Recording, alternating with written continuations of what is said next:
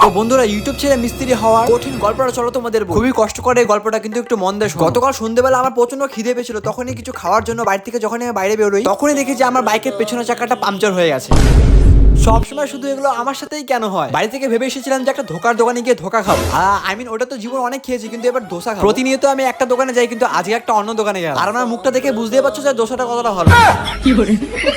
নিজের পকেটে 70 টাকাটা জলে দিয়ে আমি চলে এলাম বাড়িতে। যাই হোক, অনেক কাণ্ড কীর্তি হলো, এবার নিজের মনটাকে একটু সান্ত্বনা দিয়ে একটু ভালো কাজ করি। আমার বার্থডেতে আমি যতগুলো ফটো ফ্রেম পেয়েছিলাম গিফটে, সেগুলোকে আমি আজকে দেওয়ালে লাগাবো। আর আমরা ভাই মিডল ক্লাস ছিল, জন্মের আগে থেকে ইলেকট্রিশিয়ান, কার্পেন্টার, মিস্ত্রি, প্লাম্বার সবকিছু শিখেই আসি। এরপরও নাকি আমার ম্যাডাম আমাকে রাতের বেলা ফোনে বলে আমি নাকি কিছুই বুঝিনি। তোমাদের সাথে কথা বলতে বলতে দেওয়ালে অনেকগুলো পেরে গেথে ফটো ফ্রেমটা লাগিয়ে দিলাম, কিন্তু তখনই আমার মা আমাকে ডেকে বললো যে বাবু তুই এই মিস্ত্রি কাজটা কোথা থেকে শিখেছিস রে? তোমার বৌমা তো আমাকে মিস্ত্রি, শেফ, ডাক্তার, কেয়ারটেকার সবকিছুই বানিয়ে ফেলছে। বাকি ভিডিওটা ভালো লাগলো তোমরা লাইক করে সাবস্ক্রাইব করতে পারো।